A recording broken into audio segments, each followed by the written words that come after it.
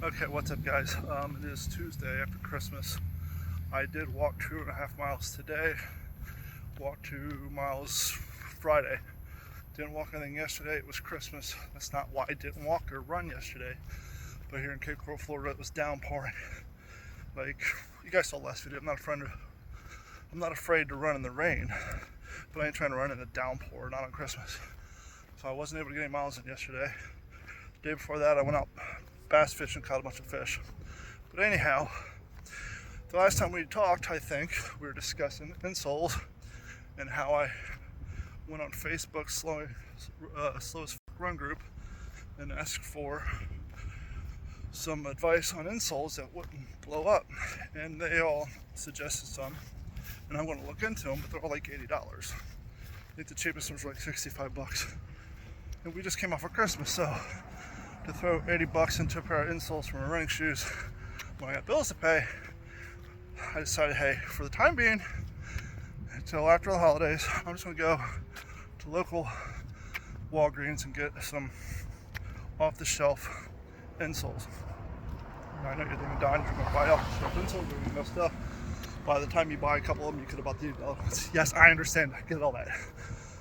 But whatever, I bought a cheap pair, and I put them in, and I started running like, ooh, this feels good. I don't feel the impact of the soil on my feet, my shins and all that stuff.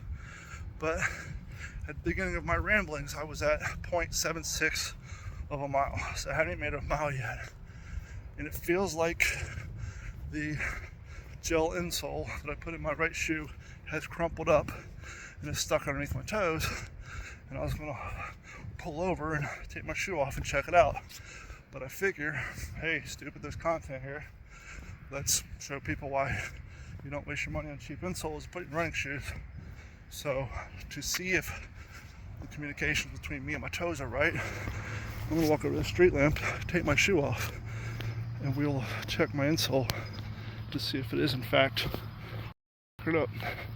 So let's take a look and see if my insole is all crumpled up.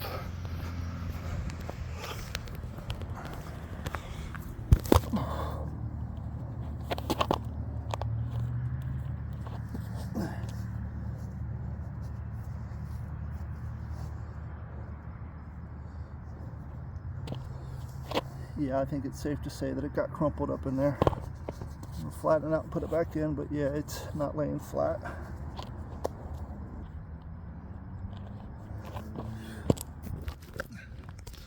Sorry about that, I just now realized that the camera's facing backwards. I propped my phone up against somebody's mailbox to film me taking off my shoe, not realizing that the camera's facing their dirt until just now.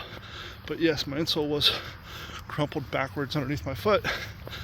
Doesn't have any traction on it to hold it to the inside of my shoe.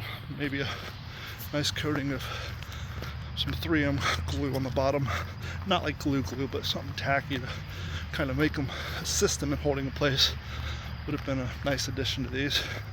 But who knows, maybe the glue or the tacky substance that you would apply to that would eat into it, and anyhow.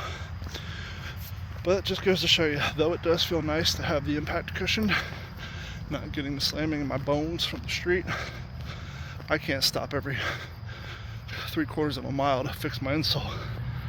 I will say though, to give them some benefit of the doubt, at the beginning of the course I did run through some mud because of construction in my neighborhood, and I just realized I was just at a mile, 19 minute mile with the stoppage. I did not stop my watch back here, so that counted. But as I was saying, I just realized I was stomping my foot into the ground trying to get the mud off the bottom of my shoes. So to give credit to the insole company, that may have been what caused it. Okay, I'm a mile and a quarter into it, actually a mile and 3/4. And even though I'm no longer slamming my toes in the ground, the gel insoles are sliding backwards and forwards, crumpling underneath my feet as I try to run. And I'm not even running fast. The only way I can describe it is if you've ever done a Savage race or a Spartan or a Tough Mudder, and you get that scuba in your shoe and it's sliding underneath your toes, so your shoe wiggles. It kind of creates bounce like insecurities. It's just so sloppy. That's what it feels like, except for my feet are for the most part pretty dry. So instead of having mud and slime and sand sloshing underneath your, between your insole of your shoe and your foot, it's my actual aftermarket insole slopping around. So I'm dealing with that. I'm feeling beat. It's just I'm gonna call it quits now. I don't want to risk injuring myself or affecting my ankles so that I can't run tomorrow. But I think what I'm going to do is not a complete waste of money, time, and energy, because they work fine for walking around and walking around. So I'm going to take them out of my running shoes and put them in my daily walking shoes, so when I walk the 2 miles at lunch, it's less impact on the ground, and then I'll get the more expensive ones for my running shoes and hope that they will stay stationary in my shoe. So I'll let you guys know about that. Raycon's nice so far. I'm gonna have to go home and clean them. You know, with runners, we sweat. It's not lost on me. These are called Raycon everyday earphones, not Raycon go out and run 6 mile earphones. But as you guys know, when you run, you sweat and your body's growth. So I'm gonna have to be diligent about post-running earphone cleansing with alcohol, because on my last 2 pair, what happened is a little funk in there, start cleaning them, and when you pop the rubber gaskets off, there's a little, well, on the old ones there were like a white screen, and that white screen would get covered in funk. So when you try to clean it, inevitably it would slide out and dislodge itself. And so now as you're running, all your body sweat and funk get down inside the canal of the earbud itself. And what happened on both pairs of mine, old ones, well, mine and Carrie's, because I stole Carrie's after I broke mine, was on both of them. On my black pair, the left earbud stopped working altogether. So I have one. It still works. I put it in. And so I stole Carrie's. Same thing happened. Her left one still works, but the volume's super quiet. You can't hear if it's really on unless you pull the other earbud out. So I'm hoping on this new version, they kind of put a little more durability in when it comes to sweating and body fluid. So we will see. I'll update you guys on that later. Okay, I'm sitting here stretching, getting ready to go for my run. Haven't run yet, and I feel something underneath my foot. I reach down there. I don't feel my insole, because I did cut them and adjust them, hoping that now that I actually cut them to size 12, just took my foot out, and they had slid. I haven't even ran yet. So this is a perfect example of what I was talking about. I'm trying to find quality running insoles, because I haven't yet got out my driveway yet. I did put my trash cans out, and you can see the insole is already slid and twisted. So I'm just going to take these out and not even put them in running shoes. I might try to put them in my walking shoes. They're clearly not even good for running. I'll probably end up throwing them away because I was just walking and that happened. So definitely can't use them in my running shoes. What is up, y'all? It is Thursday night following Christmas. I just met 3.5 miles, I think. 3.55. Got about a quarter of a mile from home, so probably get about 3 3.75. I might round it up to 4 miles. Did 4 miles today at lunch. Gotta tell you that my feet, my shins, my ankles are killing me. I really wish those stupid generic little insoles would have worked out for me, but they didn't. So I'm in some pain, but I'm forcing it through. Definitely doing a lot more walking, averaging about 15-minute mile, 15 and a half. Definitely not where I want to be, but I have to remind myself my weight's not where I want to be. And if I start losing weight, my runs will get easier because it'll be less weight on my joints and my ankles.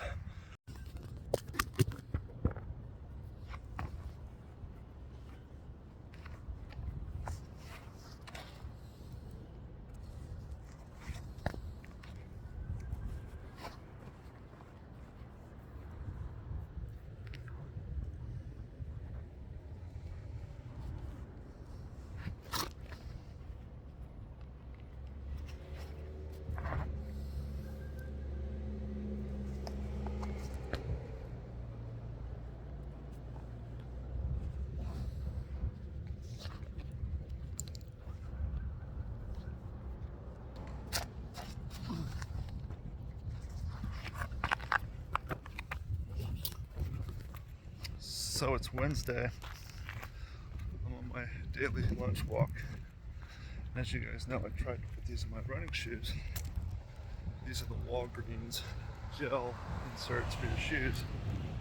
And when I went running, they slid and they're garbage. So I said, okay, fine. Not meant for running. I'll just put them in my shoes for work. That way when I do on my daily lunch walks, the impact won't be so bad.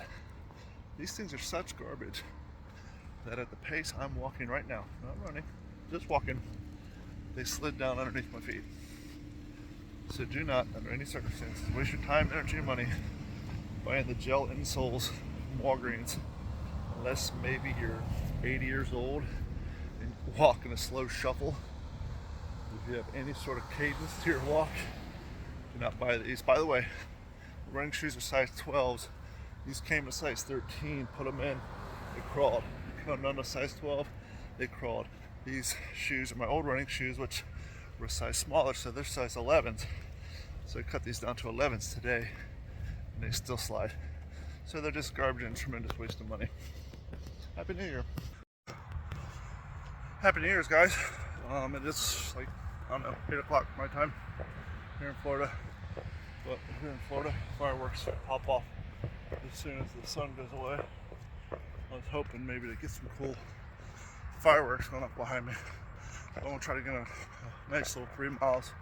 My first mile was already 13:51, so turned a minute and a half off my last run. Happy with that. I switched my shoes up. I went back to my other Saucony's with the lean forward toe, the rollover toe. See if it helped with my plantar fasciitis. I will say it doesn't seem to help with my ankles, but these do have a more cushionier sole on them than my cohesions. So maybe the next pair I buy, I will try to get a pair of Saucony's with these same soles, but maybe without the rollover toe, so I can get the benefit of the nice padded heel without the extra wear on my ankles with the rollover. Anyhow, I just wanted to say Happy New Year's. Thanks for tuning in. Been doing the running. Haven't been to the gym in a while. But right now I'm more concerned about losing weight than packing on muscle mass. With that being said, I am currently doing between 50 and 20 push-ups after my lunch run. I'm going to add another 20 push-ups after my evening workout, so hopefully before too long I'll be adding 50 push-ups to my daily routine. But Happy New Year's, and either we've already talked about shoes or we're going to talk about shoes. Thanks, like, subscribe, see you later. Oh boy, it's January 2nd, and I was playing some Xbox with my daughter and Mike. We had pizza for dinner because, you know, why not? And I decided, because I ran on New Year's Eve, and then I did 2 miles today at lunch, that I was going to change things up a little bit and put on my weighted vest. Do an 18-pound weighted vest run. So I put the vest on, get cinched down nice and tight, do some stretches, start heading down the street, and I guess maybe my vest is too tight with the metal plates, but all of a sudden I felt like somebody was giving me a bear hug, and I started to throw up my pizza.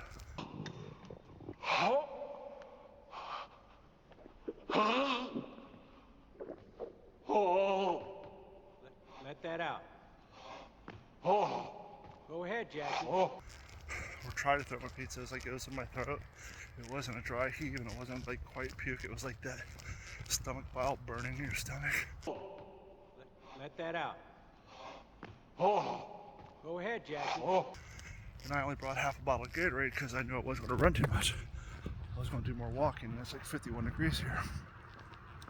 So I wasn't anticipating on needing a lot of drink.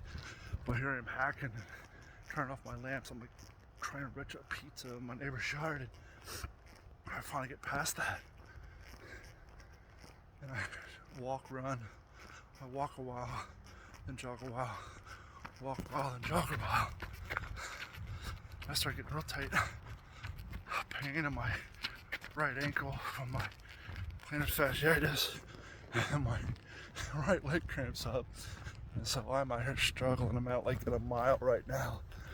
My goal is to walk around 2 miles, but I still have the taste of burning sensation of pizza and bile in my throat. Let that out. My ankle hurts and my leg hurts. So I'm going to take this as an indication of let's not get injured because we're trying to force ourselves to exercise. I'm going to get my mile in. I'm going to go home, peel all this shit off, and go take a shower and get something to drink, see if I can get this pizza back down in my throat. So I'll talk to y'all soon. What's up, y'all? It's Friday night. No, it's Thursday night. It's Thursday night. It's Friday night to me because I'm off tomorrow. We got some stuff we have to take care of tomorrow. So I just took the day off. It's 11 o'clock p.m. I'm on the back end of 2 miles. I think I said 3 miles. I determined today that when I replace these shoes, I'm going to get one with a thicker sole, which I'll show you here in the constant shoe video I've been threatening you all with, but I'm going to get to it. I found an interesting article on runnersworld.com, which I've put up on Field to Field, talking about shoes for plantar fasciitis, and just so happened to be one of those is the Saucony's that has soles, the same sole as the shoe that I've referred to with my rollover toe. And before I even read that article, which I read today, 2 days ago, I started taking those shoes to work to walk in because they're 11 and a half, and my other ones are 11, and I have since realized I've been wearing too small shoes for about the last 10 years because I haven't measured my foot since I was probably in my 20s. Actually, 20 years I've probably been wearing too small a shoe. But anyhow, when I took those shoes to work to walk in, the impact was less on my heels because they had a thicker, completely different sole on them, even though they're Saucony, different model, different sole.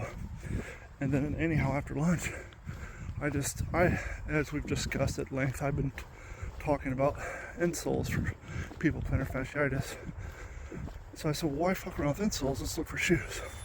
And so I Googled, okay, just hit lap 3, 15:14. By the way, my first mile was 13:40 something, so I got below 14 today, first mile. So I'm thrilled about that. But anyhow, back to the shoes. I Googled shoes for plantar fasciitis, found an article on Running World, and they had like 10 shoes with a link to Amazon. And one of them are a pair of Saucony's. I'll have to show you the model number here in a bit. But I was looking at them, they look very similar to my rollover shoes that I think are the Axions. And these are a different brand, different model, but they had the same sole. And so that excites me because I'm thinking maybe I was onto something with my Axions. So I'm probably going to order those this weekend because they are on sale for like $69, which is cheap compared to a $200 pair of Hokas or $170 Hokas. But anyhow, I'm going to finish my run and get home, and we'll chat later. This has been a Digital 410 production.